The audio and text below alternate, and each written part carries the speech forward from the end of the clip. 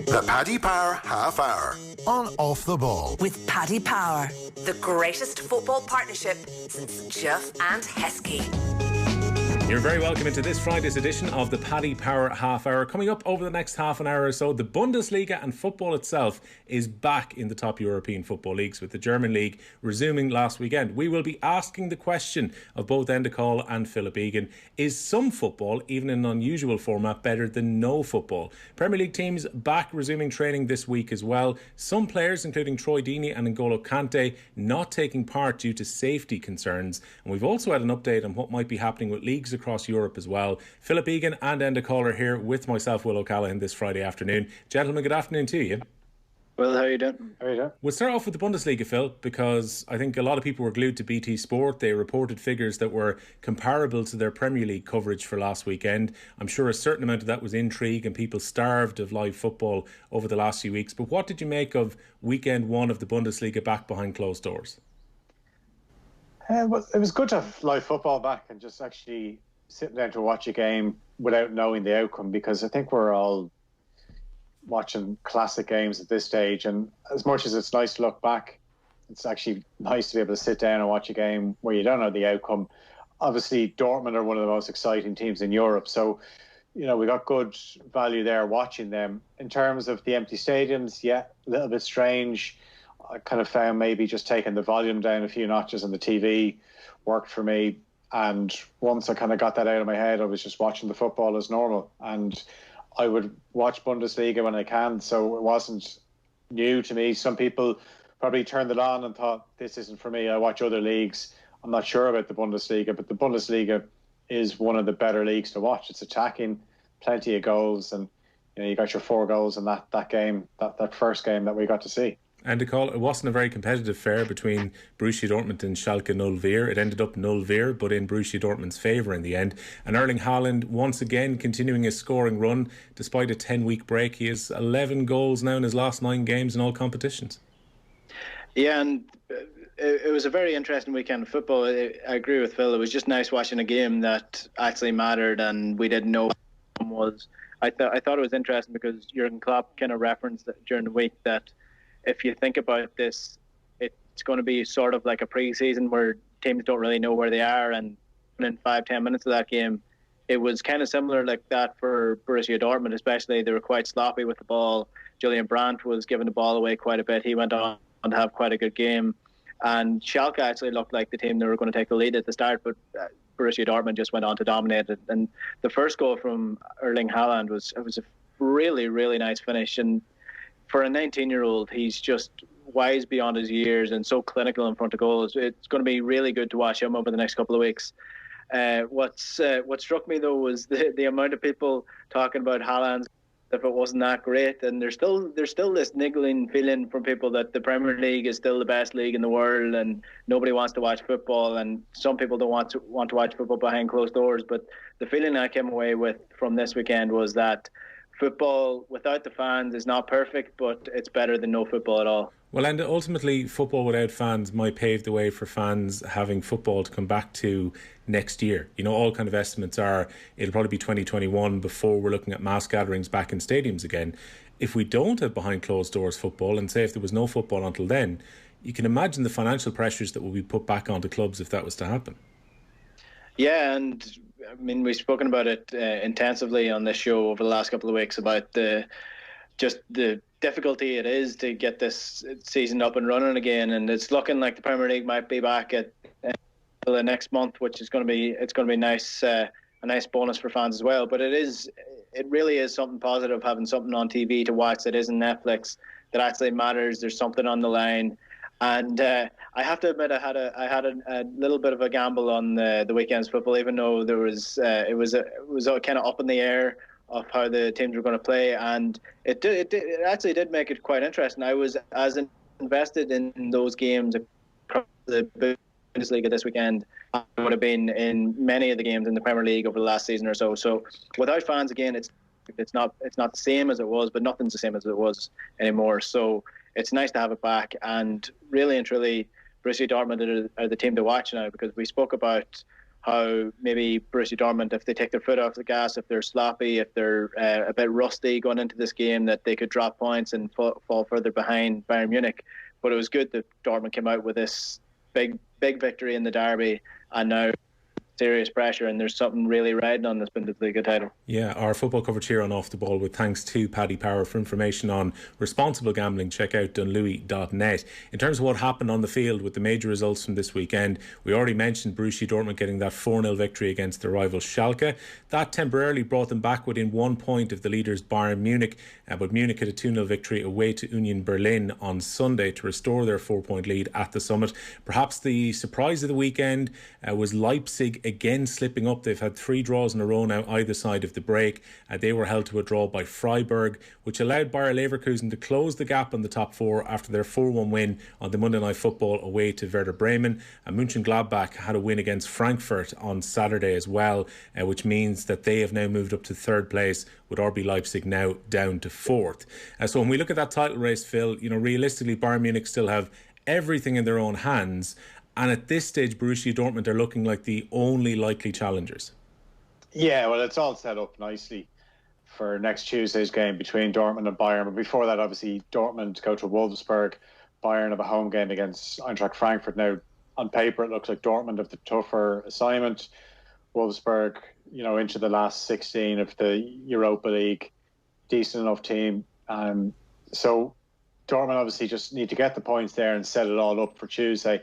And you look at the table, obviously Bayern have a 4-point lead over Dortmund, and you're looking at Mönchengladbach are 2 behind Dortmund, they're 6 behind Bayern Munich. Leipzig are 7 behind Bayern. But Leipzig and Mönchengladbach might be thinking Dortmund could do us a favour next week and beat Bayern, and we could actually close the gap in Bayern. I still think it is between Bayern and Dortmund, and obviously Bayern are the favourites. They have a 4-point advantage. Dortmund obviously have to play Bayern, and they still have to play Leipzig as well. So Bayern have a bit of an easier run, and it's hard to look past them given the fact that they have their players back now. Lewandowski is back. Kingsley Coman, Ivan Perisic, they're all back. I think as well, watching the game, if anyone forgot how quick Davis is, there was one stage during the game in the first half, I think it was, where he showed his recovery pace. Obviously not traditionally a left back, but he gave the attacker maybe 5-6 yard head start. Just went by him, caught up with him as if he was on a motorbike. Yeah, I mean, that was a big decision that Munich made when they decided to put the Canadian in at left back, because now David Alaba, Phil, might look a little bit surplus to requirements. But one man who doesn't look surplus to requirements is Manuel Neuer. Despite all of the speculation in recent months that Bayern might look to replace him with a younger goalkeeper, Neuer is staying for a few more seasons with Bayern Munich after that new deal that he penned earlier this week. Yeah, and obviously it's been strange for Neuer because of the injury that he had, and there has been speculation. There's been calls even with his place in the German team. A lot of people think ter Stegen is a better keeper than him now, but Neuer's been there for years now for Bayern. The odd time he gets a bit ahead of himself where he thinks he's a midfielder and not necessarily something he should be doing, but it's a good decision from Bayern. And you look at some of their senior players, even Thomas Muller impressed. He looks like he's going to come back into form. So, all the indications are there that Bayern are obviously going to win this title, but it'll be interesting to see when the Champions League resumes, can they get over the line on that one? And in terms of social distancing, we saw very careful observation. We spoke last week about the Freiburg manager. He goes out to get a tube of toothpaste, goes back to the hotel, he admits this and ends up having to go back into a 14-day cycle. The Germans have been very serious about this all the way along.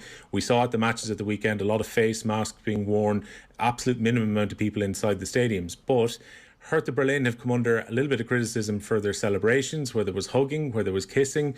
And it was a stark contrast to many of the other celebrations across the Bundesliga at the weekend. I think of Haaland's celebration being done with complete social distancing. But Hertha Berlin did not observe that when they scored at the weekend.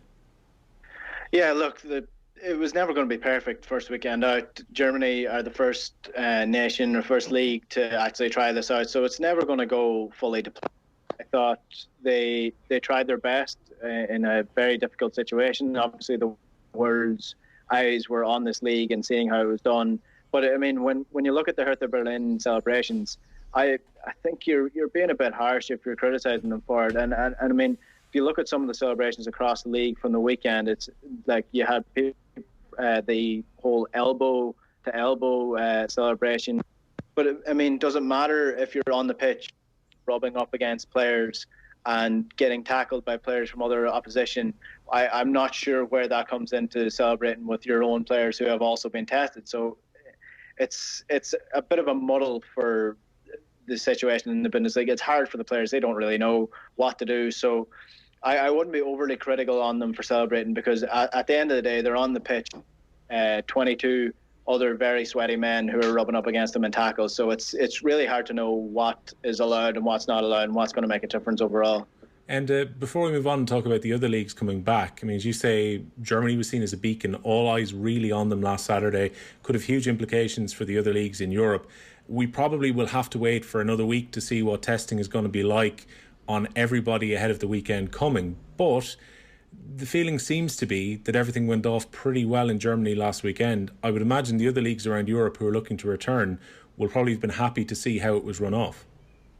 Yeah, I would say so. It kind of went off without a hitch in terms of the football side of things. Again, we will have to wait and see if any more players have tested positive. But again, you don't really know if they're testing positive because of the game or if they're testing positive because of something else. So it's really difficult to tell at this point in time. I would say the league itself will be delighted with the fact that they got their testing done out of the way, and that their testing kind of falls in and around the region of where the Bundesliga were for the government to grant permission for the league to come back. So I would say the Premier League are probably happiest after the Bundesliga first week. But again, yeah, we do have to wait until next week to see if there's any lasting impact from that first week. Phil Egan, Premier League clubs returned to training after their meeting on Monday. We've seen the images of the players back in, taking part in kind of small group training. We get the feeling at this stage that we are definitely moving towards the Premier League getting back underway. Is that the feeling you have as well? Yeah, well, obviously the Bundesliga is the first one back, and you think when they started resuming in small groups of non-contact training with social distancing measures in place, so the groups of 5, pretty much took them 5 weeks to get from that stage to the restart of the league. So if the Premier League follow that, you're looking at kind of 19th of June. And, you know, we'd probably be looking similar enough. I think Italy and Spain are looking around mid-June as well. I know Italy have come out and basically extended the finish date of the season just in case there's an issue with a second wave. So they've pretty much put the 20th of August to say, if there's a second wave, we still have time on our side, because obviously a lot of leagues are hoping to get finished by the end of July, but they're trying to take a little bit of the pressure off. Don't really know how it's all going to impact what happens to the Europa League and the Champions League, but I suppose the different federations around Europe are just trying to get their own leagues sorted. But it certainly looks like we're getting to the stage where we're going to have those 4 major leagues all back underway by, say, mid to late June. And as well, Jurgen Klopp has been talking about not just this season, but next season as well. And he's kind of been warning his players that there's a reasonable chance if the Premier League gets back underway, say in late June, it might get completed at some point in, say, late July or early August. They might well have to turn around pretty quickly and get ready for season 2021. Yeah, but I mean, they had the last 2 months off, so technically they shouldn't really be complaining about being tired or whatever, because they've had a break finally in the season. I mean, it seemed a lifetime ago we were complaining about the build-up of fixtures and how Liverpool's crazy fixture list has led to a couple of injuries, but they've had a couple of months off. It's probably time than they would have needed off. I know they didn't take that on purpose, or it wasn't really something that they could have controlled, but again, you're getting your rest, so they probably should be ready to do that. I would like to see Roberto Firmino is going to do in terms of his hair. I don't know if anybody saw it, but he was looking very Lionel Richie when he was photographed in training. He took an opposite stance to Serge Aurier, who broke lockdown for a 3rd time, this time to get a haircut. So there's obviously going to be some controversy around the turn, and there's going to be players who break lockdown like there were in Germany. And the Tottenham team are front runners at the minute to be the team that break the lockdown most times. Yeah, Firmino has that kind of mini fro going on at the moment. He doesn't have his usual stylish haircut, Phil Egan, but Ross Geller, old school Ross Geller from Friends, I'm thinking, like college days. Obviously, look, there's going to be a lot of condemnation of Serge Aurier for his decision, though. Like, this is a guy who's already been in trouble twice. He's got caught out for going out for a run. And then stupidly, he posts on his own social media with his barber after getting a haircut in the same kit that he wears to go to training just a few hours later. There really has to be an IQ test, doesn't there? Well, look, if you look at Serge Aurier as a player, when he's on the pitch, he does things that are erratic. And he's one of those players you label as having a mistake in him. So that hasn't changed off the pitch. Look, I know all eyes are on, but if all eyes are on you because people are looking for excuses not to get this season back underway, obviously there's been a lot made that is football really that important that it should be resuming. So you think that you would try and just keep the head down and, I mean, you're probably asking the wrong person about the need for haircuts, but, he was out running. Jordan Ibe, obviously, the same problem as well, where he was getting a haircut as well. I'm sure plenty of footballers are going to show up in the next few weeks with lovely groomed haircuts. You'd be wondering how they got them done. Are all Premier League footballers really talented hairdressers as well, or barbers? Probably not. But if you're going to do it, at least don't post about it. Yeah, like I went at mine with a bit of scissors just to kind of cut it down. Enda, Coll, you went... Looks good, yeah. You went razor, didn't you? I went beard trimmer because I didn't actually have a hair razor in the house, so I went for the dramatic look. You did. Look, it doesn't look too bad. And to tell me as well, players have, some of them have skipped training this week with safety concerns in mind. N'Golo Kante has mentioned the fact that, his brother passed away at a young age. He went training originally on Tuesday, but then missed Chelsea training on Wednesday. And he says it's because he was worried about the current safety conditions. Troy Deeney's been quite outspoken ahead of not going to training as well. And like Jurgen Klopp said, he would understand if any of his players came to him and said, look, I feel uneasy about going to the training ground at the moment. We're probably going to see a little bit of this over the next few weeks, aren't we? Well, we mentioned it a few weeks ago. Pat Nevin was the first one to say it on the football show with us that we may not see every player participating in this because they may not want to, and it's at the end of the day that's up to them. You're not allowed to be forced to work in an unsafe environment. If you feel the environment is unsafe, then don't do it. And I think Troy Deeney was spot on. He has a relation that is he's very, very he's in the risk zone, so he's spot on with what he's saying. If he feels that he's going to put their lives at risk for playing football, then what's the point? He said that he came from a poor background. If he has to lose money, if he has to give up some money and go back to being poor, he'd rather do that and his family live. So where Troy Deeney is coming, you have to understand it. Many football fans won't understand it. They will be angry if some of their star players don't turn up. At the end of the day, that's their choice, and you can't really take it away from them. Interesting as well that we had a bit of backlash to Deeney, also to his manager Nigel Pearson last weekend, and complaints that it's teams around the bottom of the table, Phil, who are complaining about potentially the league not getting back underway, that they'll say, look, we'll find a way to take the league down. It is interesting, though, that a lot of these discussions have been taking place on Sky Sports and on the BBC, where there are vested interests on both sides. I mean, for some clubs, I'm sure they'd be more than happy for a line to be drawn and perhaps average points or weighted points be used to decide what happens with the rest of the season. But the broadcasters similarly have a vested interest to try and get this back underway.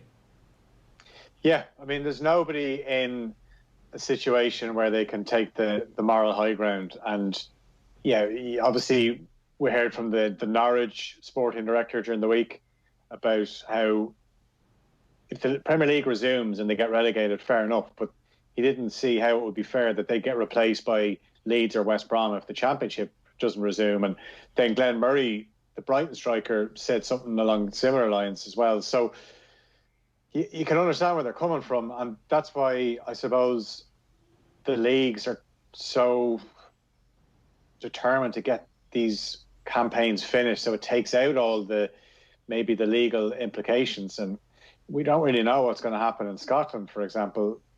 Celtic were deserving champions. I don't think anyone is going to argue, even the most optimistic Rangers fan, that Celtic weren't going to win the league. If anything, they probably would have won it by more points than they were clear.